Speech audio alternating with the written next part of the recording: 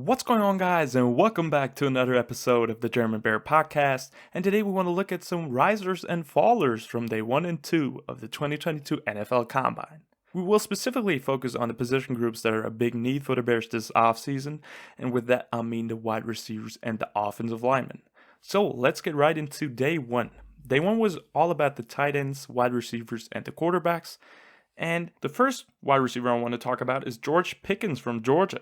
He's definitely a riser for me and answered most of the movement questions that were surrounding him. He had a torn ACL and missed almost all of 2021, only appeared in the last couple of games, and there were some questions how he could bounce back from the injury, but with his 4.47 40 time, which is really fast for a guy with his size and his frame, I think he answered most of them. Yes, he didn't participate in any other drill, I think. I haven't seen him in those drills, but you will see at his pro day that he's still pretty good at it, and he definitely locked up that second round spot, I think, and would be a great player to get for the Bears at pick number 39. David Bell out of Purdue is the next guy I want to talk about, and he's somewhat of a faller after Combine for me. He is still one of my favorite prospects in all of the draft process, but he only ran a 4.65 40 time, which is some type of slow. But let me tell you guys, the Combine is not the most important thing in all of the draft process, not at all. But it could still impact his draft stock, which is actually a good thing if he falls a bit deeper into the draft. Because if the Bears try to trade back in the draft and some team is interested at pick number 39, they might be willing to give up a third or fourth round pick, which is super important for the Bears because we don't have that many picks. And if you trade back, get a later pick in round 2, and David Bell is still available, that's a win-win situation. You get another pick in the draft and get a very talented wide receiver in David Bell, who is a great route runner, has great hands, great body control and positioning. Just a lovely wide receiver that I would love next to Darnell Mooney. So I think it's actually a good thing that he's somewhat of a faller. And to name some guys like Larry Fitzgerald, Anquan Bolden, Cooper Kupp, great wide receivers also have bad 40 times, so don't let that distract you from the fact that David Bell is still a great wide receiver. Chris Olave from Ohio State, Justin Fields' ex-teammate, is the next guy I want to mention, and he had a great combine, let me tell you. Like, the speedy wideout for me definitely secured a first-round selection, or at least made himself almost unavailable for the Bears at 39. He had a great 40 time with 4.39 seconds, showed great hands, great route running, which is definitely his biggest strength. And he definitely answered or made it even more impossible for the Bears to get him. I mentioned that already in my wide receiver prospects episode, that Chris Olave is a guy that I don't see dropping to the Bears really, but after a combine, I really think he secured that late first round or early second round selection. But great player, had a really good combine. Khalil Shakir from Boise State is the fourth player I want to mention, and he is one of my favorite players in all of this draft process, and he was a huge surprise for me actually. Like, he ran a 4.43 40-yard dash. The thing with Shakir was always that he's more quick than fast, but at the combine he really showed that he got some explosiveness and some long speed, which was great to see, and really proved the doubters wrong. And he's a riser for me, but he should still be available in the later rounds because you got so much receiving talent in this draft class. So many second, third round talents will drop in the draft, which is great for the Bears because we don't have a first round pick, so we can get a lot of value in this draft. And Khalil Shakir is one heck of a player who really had a good combine outing. Christian Watson from North Dakota State is also a guy we have to mention. The 6'4", 208-pound wideout showed what a lot of people expected. He ran a 4.36, which is insane with his body type, and he is a big riser and just confirmed his tape and Senior Bowl outings, which were great, with that combine performance, and he should definitely be an early second rounder for me. If the Bears won't be able to get a shot at Zion Johnson, the interior offensive lineman from Boston College, I think Christian Watson is definitely a guy that needs to be on the top of the list at pick number 39 if we don't trade back. Jahan Dotson is also a candidate for pick number 39, potentially. He had a 4.43 40-yard dash and is a crafty route runner with amazing hands, and I don't know where he will go, actually. There's a lot of first-round buzz, a lot of early second-round buzz about him, but at the combine, he really confirmed everything you saw on tape and just had a good performance there. Alec Pierce from Cincinnati is also a guy that we have to mention. He had a great outing, actually. He ran a 4.41, so really fast. Great on-field drills with great hands, hips, quickness, route running, and that kind of stuff. A guy that we have to look out for as Bears fans because he could be available in somewhat of the later rounds. Same problem with Shakir. Deep draft class, he might fall a little bit. So great for us.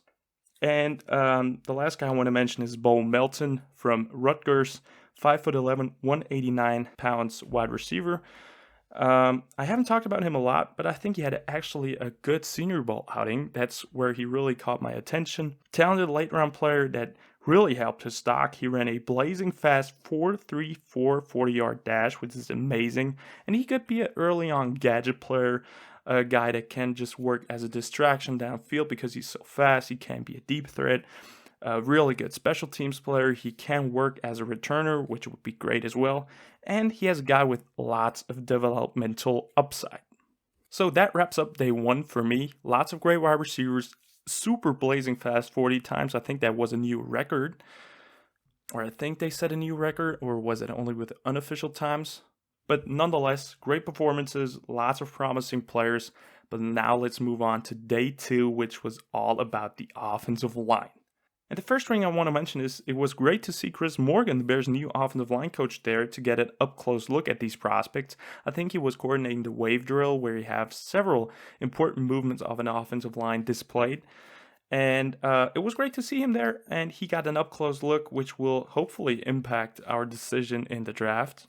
And the first guy we have to talk about is Zion Johnson, my number one prospect in the draft. Not from the whole draft, but number one player that could potentially fall into round two and be available for the Bears. I love this player. He's an absolute beast. And like Olave, I think he really helped or solidified himself at the combine.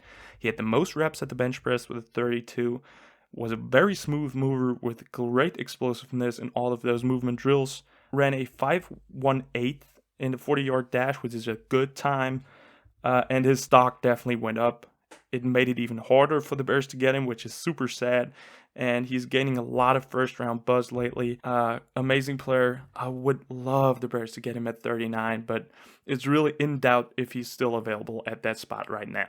Marquise Hayes from Oklahoma is a guy I'll also talk about in the Bears O-line prospects video. And I was not pretty high on him, but I liked him a lot, and he's definitely a faller for me. You saw on tape that he was not the best mover, and he didn't really do it smoothly, but he really just confirmed that at the combine. His 40 was not really fast. He had a 5.3. In movement drills, he looked stiff, moved not smooth at all. He had slow reactions, and his weight transition wasn't good either.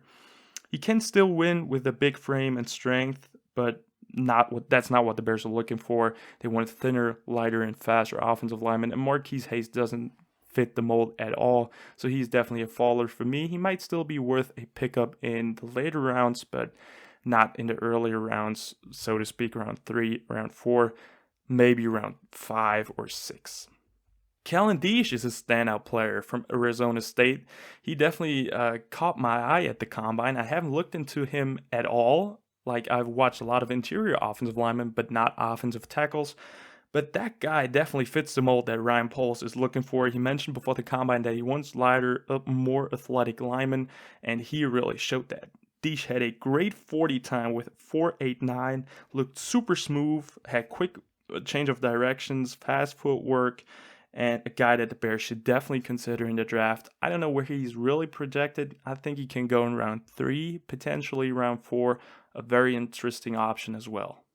The next guy I want to mention is Luke Fortner from Kentucky, a guy that I'm very, very high on. He's a plug-and-play guy who had a great outing yesterday, had a good 40-yard dash with a 5.21. He did great in the movement drills, really smooth hips and feet, and he just confirmed that he's one of the top centers in the draft. He's one of my favorite prospects, and he really helped his draft stock. Like with the wide receivers, very deep draft class, so some guys need to fall, and if Fortner somewhat falls into round 4 and the Bears get a 4th round pick and get him, would be perfect. If he's there in round 5, it would be an absolute dream, but I don't think he will last that long in the draft. But amazing prospect, like him a lot. And the last guy I want to mention is Dylan Parham, also one of my favorite players in the whole draft. Amazing player, super quick, had a 4.93 40-yard time, which is amazing. He displayed amazing footwork and moved very smooth. One of the top prospects available for the Bears with lots of versatility. He can play both guard spots. He can play center. And his stock definitely went up, or he at least secured it. It's really tough to project where he will go. Same with Fortner. So many good linemen. He might drop. He might be picked earlier, but definitely a guy I would love on the Bears. So that wraps up day 1 and day 2 of the NFL Combine. Day 3 and day 4 will definitely be reviewed by me as well, because we got lots of cornerback prospects that are very interesting and some linebackers to cover.